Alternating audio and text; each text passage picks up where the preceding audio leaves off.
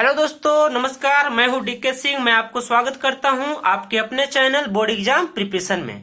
तो आज हम लोग इस प्रीवियस ईयर पेपर का तीसरा पार्ट यहाँ पे देखने वाले हैं। और तीसरा पार्ट में हम लोग यहाँ पे तीसरा पैसेज यहाँ पे देखेंगे जो कि हमारा ग्रामर पोर्शन है। अभी पिछले टर्म 1 बोर्ड एग्जाम 2022 मैट्रिक परीक्षा में 10 नंबर के सवाल इस ग्रामर सेक्शन से पूछा गया था, है ना। तो आज हम लोग उसका तीसरा सवाल देखेंगे। इसमें भी हमारे पास 5 सवाल दिए गए हैं, सवाल नंबर 11 से लेकर सवाल नंबर 15 तक, ठीक है ना। अब मैं आपको यहाँ पे सवाल नंबर 11 बता देता हूँ कि सवाल नंबर 11 में है क्या। तो सवाल नंबर 11 में पूछा जा रहा है कि are you writing a letter, क्या आप पत्र लिख रहे हैं। दिस सेंटेंस इज इन, ये सेंटेंस किस में है।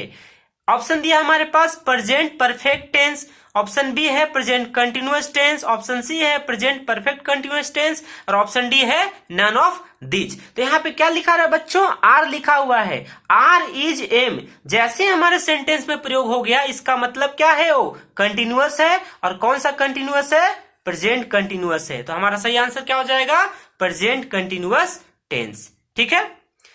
आगे हम लोग यहां बढ़ते हैं सवाल नंबर 12 की तरफ।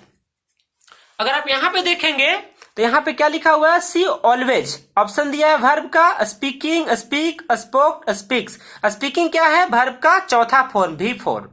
स्पीक क्या है, वर्ब का पहला फॉर्म। स्पोक क्या है, यहाँ पे स्पोक आपका गलत है बच्चों, क्योंकि यहाँ पे स्पोक नाम का कोई भी वर्ब का फॉर्म नहीं होता है। अगर वर्ब का आप तीसरे फॉर्म के बारे में भी अगर बात करेंगे तो स्पीक, स्पोक, स्पोकन होता है, स्पोक कभी भी नहीं होता। तो ये आपका सरासर गलत हो गया, ठीक है ना। स्पीक्स हमारे पास क्या है, वर्ब का पहला फॉर्म है, ठीक है।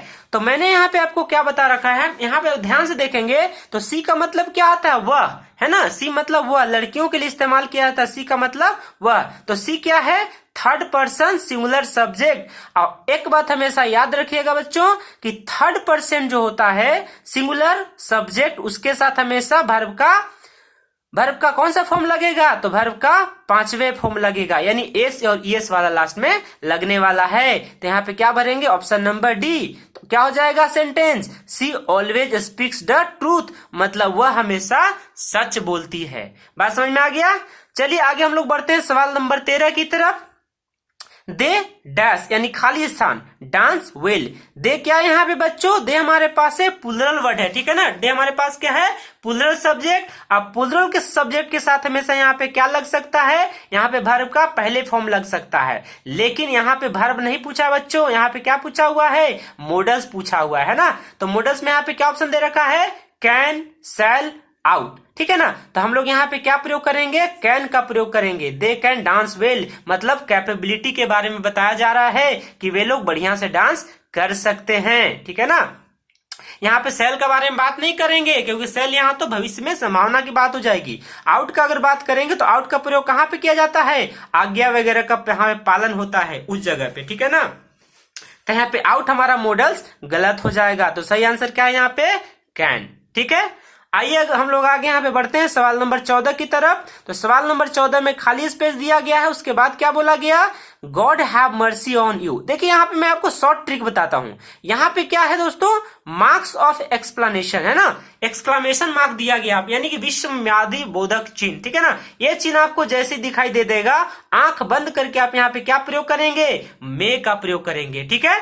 तो यहाँ पे पूरा सेंटेंस क्या हो जाएगा, may God have mercy on you, भगवान आप पे कृपा बनाए रखे। मर्सी का मतलब क्या होता है बच्चों, कृपा होता है, ठीक है ना।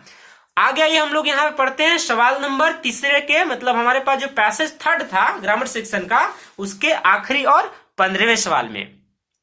तो 15वें सवाल में क्या दिया गया है, सी आउट ब्लैंक स्पेस हर पेरेंट्स। तो जहां पे भी यहाँ पे आउट का प्रयोग हो रहा है, इसका मतलब क्या है कि यहाँ पे एकदम जरूरी से जरूरी काम, आज्ञा आदेश का पालन का बात हो रहा होगा। तो यहाँ पे क्या लगेगा, ओबे। ओबे को क्या है, फर्स्ट फॉर्म है, ठीक है ना। ओबे का मतलब क्या होता है, आज्ञा का पालन करना। तो पूरा सेंटेंस क्या हो जाएगा, सी आउट ओबे हर पेरेंट्स, मतलब उसे अपने माता पिता की बात सुननी चाहिए, बात माननी चाहिए, ठीक है ना।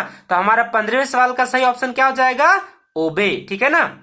तो उम्मीद करता हूं कि आपको ये तीसरा पैसेज का 5 सवाल, यानी सवाल नंबर 11 से लेकर सवाल नंबर 15 तक आपको बढ़िया से समझ में आ गया होगा, ठीक है ना। तो आज हम लोग इस वीडियो को यहीं पे रखते हैं।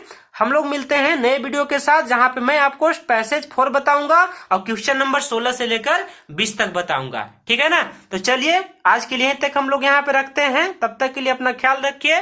बाय बाय, टेक केयर, धन्यवाद, जय हिंद।